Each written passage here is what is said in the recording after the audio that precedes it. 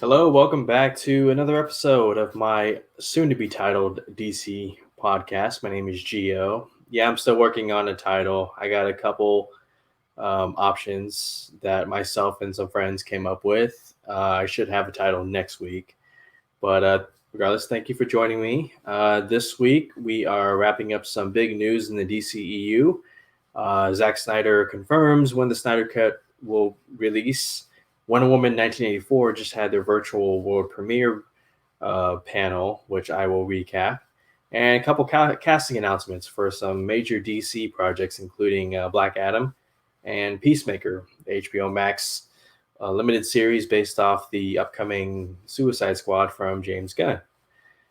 First off, I want to wish you all a very happy holidays and a Merry Christmas. Be safe out there. Christmas is next week, and it's a big week also for DC fans because we are getting Wonder Woman 1984 on HBO Max. Tis the season. Couldn't ask for anything better as a movie fan and a DC fan. Maybe if theaters were open, which in my area of California isn't the case, but hey, we make the best of it, okay? That's what this year is all about, just making the best of what you got. And what we're getting is Wonder Woman 1984 on HBO Max next week. I cannot wait.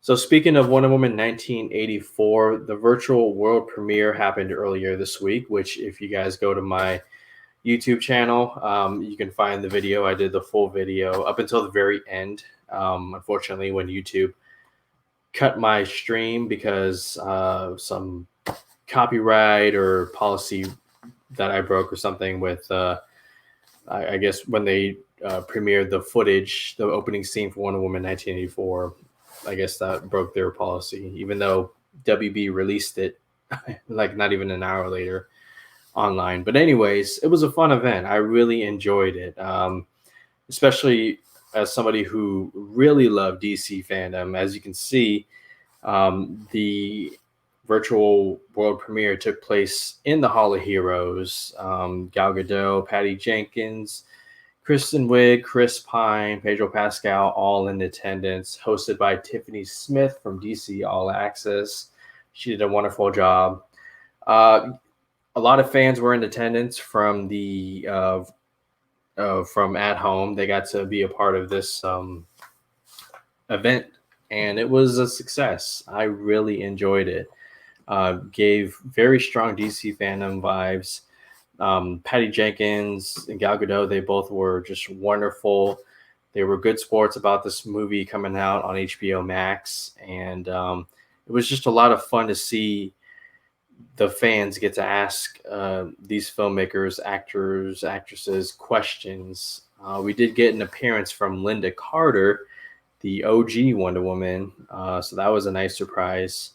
And there was a live band performance from Hans Zimmer, which might have been the best part of the whole event. Hans Zimmer, that guy he is a master amongst creating scores, especially for DC movies. I hope he never stops. He makes some of the best pieces of music, themes that really become their own character in these movies. Whether it's the Dark Knight and the Joker theme, or the Flight theme from Man of Steel, or the Wonder Woman 19 or the Wonder Woman theme from Batman v Superman when she first shows up. Those scores, they really do stand out. And to see a live performance with Patty Jenkins and Gal Gadot also participating was just awesome. It was just awesome to see. And they did do a sneak peek, their opening scene for Wonder Woman 1984, which you guys can see online right now, or you can go to my channel and watch the whole stream from the start, and also get most of the opening scene until YouTube shuts it down for no reason. But anyways, it was a fun time, and I really hope that DC considers doing another fandom next year and more virtual events, because these things, they just knock it out of the park and they only hype up these movies, these IPs, even more. So I think more than Comic-Con would. It's a longer lasting effect. With Hall H and Comic-Con, you get maybe that day, not even a day, until the next Hall H panel does something just as big or even bigger. So fandom will be a great investment for Warner Brothers and DC. All right, so let's move on to some news that dropped this week. Zack Snyder, everyone's favorite comic book movie director. Certainly mine, but he did some reveals earlier this week for the Snyder Cut. He talked about the project being just a 4-hour cut, and he's really pushing for an IMAX release. As you can see, this photo was from Zack Snyder himself, testing the footage in IMAX format. Look at that screen. Wow. And the VFX, Dark Side. Can you imagine just watching that in theaters? Like, there's no experience like a movie theater experience, but especially in IMAX. And I can only imagine being in a front row seeing Dark Side, about to look like he about to hit me and kill me. Man, I can't wait for this movie, but I especially can't wait if they do an IMAX release, which Snyder is very much pushing for, and that being a 4-hour theatrical cut. Now Snyder did hint that could be the case. Originally they were going to do 4 1-hour chapters or episodes online, but given Warner Brothers and how they released all their movies now on HBO Max, they're slated to release on HBO Max. There's no reason to, stretch one event into 4 episodes to kind of make it a weekly thing and maximize the number of subscribers, because the number of subscribers, in my opinion, are already going to go up with HBO Max now being on Roku and their entire Warner Brothers 2021 slate going on HBO Max. The pressure for a Snyder Cut to attract millions of subscribers on HBO Max is not there anymore because Warner Brothers already did it. I mean, we're getting Mortal Kombat, Matrix 4, Space Jam: A New Legacy, Dune, all the Suicide Squad, all on HBO Max. And yes, I will watch most of those in a theatrical experience theater, IMAX. Dune for sure, and the Matrix 4, and the Suicide Squad. If the theaters in my area are open by then, which I hope. But then again, I live in California, so who knows? So yeah, Snyder confirmed IMAX could be on the way, as well as the Snyder Cut being just a 4-hour cut and not 4 mini episodes. He also talked about what can we expect from his R-rated version. It being R-rated, we know we're going to get more violence. And he also gave a little fun hint about Batman dropping an F-bomb. Now, if you don't like this Batman already because he killed, I'm not expecting you to like this Batman because he curses as well. I don't have a problem with it. I would expect nothing less coming from this version of Batman, Batflick, that Affleck and Snyder put the life on screen. If anything, why not see Batman drop an F-bomb? I don't see what the big deal is. I don't think anybody should be up in arms about this little tidbit. It would make sense coming from his character because he's surrounded by demigods and parademons and all this wild stuff that a human being would be witnessing for the first time. I mean, I could imagine a boom tube opening and him seeing Darkseid and just going, what the fuck? I mean, that would be pretty awesome. It would be a natural reaction. So expect violence and expect an F-bomb in the Snyder Cut.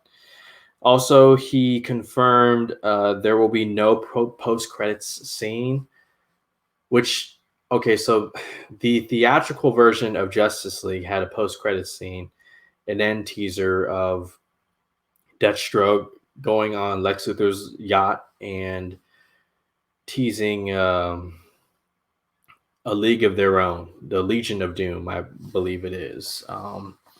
So that's not going to be in the Snyder Cut. But that leads me to believe that Snyder is actually going to include Deathstroke in the movie. We could very well get his breakout prison sequence where he breaks Lex Luthor out of prison, the prison that he was in. And if it's anywhere near as great as the warehouse scene, boom, green light a Deathstroke movie for HBO Max, or, do that Ben Affleck HBO Max mini-series, limited series that was always rumored. So yeah, no post-credits scene for the Snyder Cut, which movie's gonna be 4 hours. Okay, everything that could be possibly set up will be set up in that 4 hour runtime. And lastly, he confirmed that Snyder Cut will be released in March 2021. So today is December 18th. I gotta say, 3 months or less. 3 months or less, we are getting the Snyder Cut. Justice League, the Snyder Cut, whatever it's called. The director's cut of Justice League. Zack Snyder's Justice League. Whatever you want to call it. We're getting it 3 months from now. Holy shit. I'm sorry. Look, this movie, okay, since 2017, okay, I was there. I wasn't on Twitter, but I was one of the early people who I saw the article about there being a Snyder Cut, and somebody tweeted about it. Those tweets exploded and ended up on my Twitter timeline. We've been calling for this movie for years, and the fact that it's 3 months away. Let's just get through 2020, and it'll be awesome. Okay, I can't wait. This is crazy. Like March 2021. I wonder why March. I mean, Batman v Superman released in March in 2016. We know Zack Snyder loves his symbolism. So maybe there's a religious connection between Superman and, I don't know, his rise, his resurrection. I'm not too familiar with all that stuff, but please inform me. So why March? That's interesting. He's probably going to release something on Twitter and it's going to connect and we're going to be like, oh my God, once again, this guy is a genius. He is a genius. So that's about it for the Snyder Cut. Moving on, Batman v Superman will be getting an IMAX re-release with a bit more footage. So this, I guess you can call it to celebrate their upcoming IMAX release of the Snyder Cut. Snyder is also working on Batman v Superman getting an IMAX re-release with a bit more footage. So what is the bit more footage? I don't know. Maybe it's certain scenes that are extended even longer. I told myself that the Ultimate Edition of Batman v Superman will be the only edition I ever watch again. And rightfully so. It's so much better than the theatrical. But if this new version is even better than that, I might say this is the only version I'll ever watch now. And all of a sudden there are two versions of Batman v Superman that I won't be watching. Like, how about that? I'm interested to see what kind of additional footage we'll be seeing. Could that be a part of the additional principal photography that Snyder is doing for the Justice League? Because we know he's doing a bit of additional photography, about 4 to 5 minutes worth. Could a little bit of that be for Batman v Superman? Maybe something he throws at the very end, so that way it goes into Justice League more naturally. I don't know. I say more naturally because until we see the Snyder Cut, we don't know exactly how well Batman v Superman fits into that movie. So it'll be interesting to see. You guys, let me know what you think we could get for more Batman v Superman footage. It's gonna be crazy. Who knows? That turns into a 4-hour movie as well. Which, for us DC fans, hey, whatever, give us more. We've been dying for more these past couple years. So yeah, okay. So moving on from that, we got a couple of casting announcements here. The first one is from Black Adam, and her name is Quintessa Swindell. Will play a character called Cyclone in Black Adam. Love the diverse casting. Absolutely love it. Why not? Give me more of it in Hollywood. But to be honest with you guys, I don't know too much about this character. So please let me know in the comments.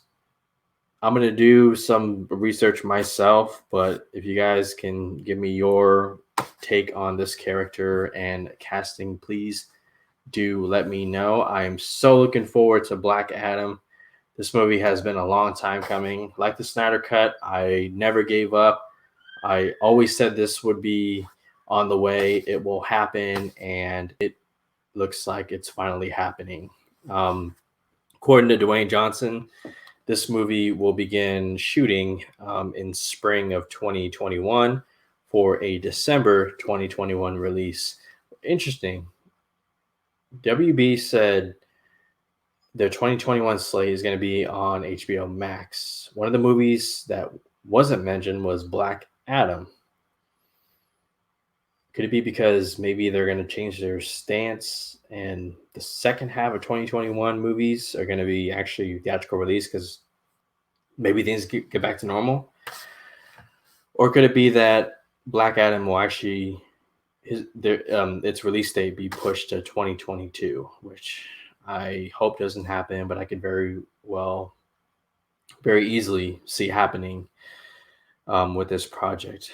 As long as it is on the way, okay, and it's happening, and when they start shooting the movie in spring is when I think a huge amount of pressure can be taken off all of our minds, shoulders, chest, because until this movie starts shooting, there's a good chance it could get pushed even more, which, this time it wasn't really their fault. The pandemic kind of screwed it. This movie would have been done shooting from its original July 2020 production date, but hey, it's on the way, and this casting just brings us another foot closer to it happening. The other piece of casting news that was announced, and I might get this name wrong, I am so sorry, but actor Chukwudi Iwuju will be in Peacemaker for HBO Max. Peacemaker, based off the character that's getting a lot of hype in James Gunn upcoming The Suicide Squad, played by John Cena. Man, I can't get over how badass John Cena looks in that costume. Look at that look he's giving, man. He's not somebody you want to fuck with. But another casting announcement. They did not specify which character this actor is playing, but this is a project that's shaping up to be pretty damn cool. James Gunn is heavily involved, and obviously because he wrote the character, and John Cena will be full badass in this series. It's interesting. The fact that they gave this character its own series, HBO Max series. I mean, do you need any more reasons to be excited? Like, did this movie sell you already based off the B-roll footage that was shown, and the way these characters are introduced? who's behind the camera, who's writing the script. Like this I can't wait for HBO Max and what they have planned for DC. You know, Peacemaker, the Gotham PD show that they're going to do that's going to tie into Matt Reeves' Batman, and the Green Lantern show. Guys, this is going to be huge. This, look, I'm tired of the comparisons between Disney Plus and HBO Max. HBO Max is going to have their content, okay? It may not be as much, but it's a lot more than what we've been getting these past, couple years for us DC fans. Like, yes, we got the Harley Quinn show, Doom Patrol, and Arrow, Flash. That's awesome. But now we're getting some high production quality streaming content. And Peacemaker, I can't wait. And how about John Cena? 2021 is going to be such a big year for him. He's going to be on the big screen as Dominic Toretto's brother in Fast 9, a movie that was supposed to come out earlier this year. He's going to be Peacemaker in the Suicide Squad for James Gunn. And he's going to be having his own streaming service comic book show based off his character. I mean, talk about a year. Like, I'm so happy for John Cena, okay? He's not the best actor, obviously not. The guy is so charismatic, though. He is. Like, obviously he's a WWE star, superstar, and like Dwayne Johnson, Dave Bautista, they just have that on-screen charisma. But yeah, Peacemaker shaping up to be real nice. All these projects are shaping up to be real nice. Black Adam, Wonder Woman 84, releasing next week. Snyder Cut in 3 months. Guys, it's a great time. Great time to be DC fans. And with that, I'm going to wrap it up. Thank you so much for joining me on this latest episode of the Untitled DC podcast. I will have a name by next week, I promise. But thank you so much for joining me. You guys subscribe, leave a like if you'd be so kind. And also a reminder, next week I will be doing a Wonder Woman 1984 watch along. My very first experience, I wanted to be on camera with you guys. It's going to be amazing. It's going to be awesome. I hope to have more people join me, but I am for sure doing this. And thank you again, guys. You can follow me on Twitter at Grey Goose Jedi. And I'll be back for another DC podcast news update the week after Christmas. Next week, Wonder Woman 1984 watch along. Maybe a trailer reaction if something drops between now and then. But for now, thank you so much for joining me. Catch you guys next time.